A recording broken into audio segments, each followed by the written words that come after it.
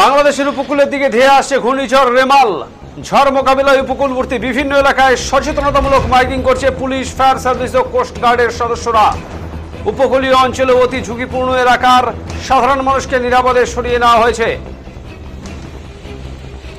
ঘূর্ণিঝড় রেমাল মোকাবিলায় সর্বাত্মক প্রস্তুতি নিয়েছে জেলা প্রশাসন। সংশ্লিষ্ট সব পর্যায়ের কর্মকর্তাদের স্টেশন ত্যাগ না করতে নির্দেশ দেওয়া হয়েছে। ঘূর্ণিঝড়কে কেন্দ্র করে বাংলাদেশের উপকূলীয় উপজেলা শ্যামনগর, আশাশুনি সহ কালীগঞ্জ, দেবহাটা এলাকার আশ্রয় কেন্দ্রগুলো প্রস্তুত। শুকনো খাবার মজুদ, প্রত্যেক ইউনিয়নে মেডিকেল টিম প্রস্তুত ও পর্যাপ্ত খাবার জল মজুদ রাখা হয়েছে।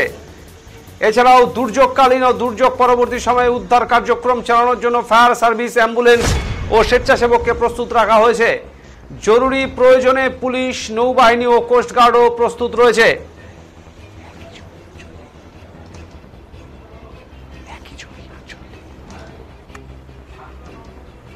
ঘূর্ণিঝড় রেমালের প্রভাবে বাংলাদেশের উপকূলে ঝড় ও জলোচ্ছ্বাসের আশঙ্কা দেখা দেওয়ায় চট্টগ্রাম, কক্সবাজার, মোংলা ও পায়রা সমুদ্র বন্দরকে ৩ নম্বর স্থানীয় সতর্ক সংকেত দেখাতে বলা হয়েছে।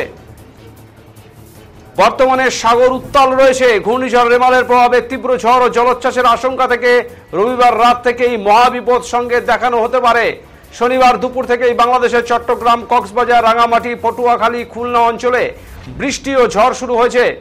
রবিবার সন্ধ্যা ৬টার পর থেকে ঘূর্ণিঝড় বাংলাদেশের উপকূল অতিক্রম করতে শুরু করতে পারে। ঘূর্ণিঝড়টি মূলত ভারতের সাগর, আইল্যান্ড ও বাংলাদেশের পটুয়াখালীর খেপুপাড়ার মধ্যবর্তী স্থান দিয়ে স্থলভাগ অতিক্রম করতে পারে। ঘূর্ণিঝড়টি ৩০% ভারত ও ৭০% বাংলাদেশের স্থলভাগে আঘাত হানতে পারে বলে জানা গেছে। ঢাকা থেকে হাবিবুর রহমানের রিপোর্ট।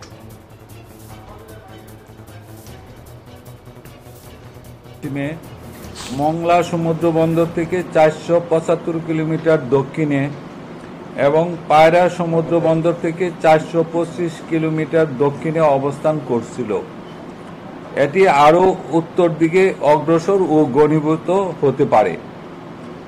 গভীর নিম্নচাপের প্রভাবে উত্তর বঙ্গোপসাগর এলাকায় গভীর সঞ্চালনশীল মেঘমালা সৃষ্টি অব্যাহত রয়েছে।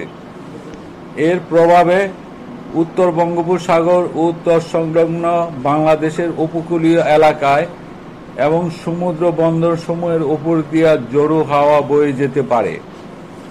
গভীর নিম্নচাপ কেন্দ্রের ৪৮ কিলোমিটারের মধ্যে বাতাসের একটানা সর্বোচ্চ গতিবেগ ঘন্টায় ৫০ কিলোমিটার, যা দমকা অথবা জোরো হাওয়ার আকারে ৬০ কিলোমিটার পর্যন্ত বৃদ্ধি পাচ্ছে।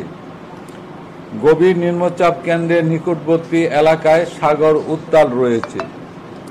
চট্টগ্রাম, কক্সবাজার, মংলা এবং পায়রা সমুদ্র বন্দর সমূহকে ১ নম্বর দূরবর্তী সতর্ক সংকেত নামিয়ে তার পরিবর্তে ৩ নম্বর স্থানীয় সতর্ক সংকেত, আমি আবার বলছি ৩ নম্বর স্থানীয় সতর্ক সংকেত দেখিয়ে যেতে বলা হয়েছে। উত্তর বঙ্গোপসাগর ও গভীর সাগরে অবস্থানরত সকল মাছ ধরার নৌকা ও ট্রলার সমূহকে অতি দ্রুত নিরাপদ আশ্রয়ে যেতে বলা হয়েছে।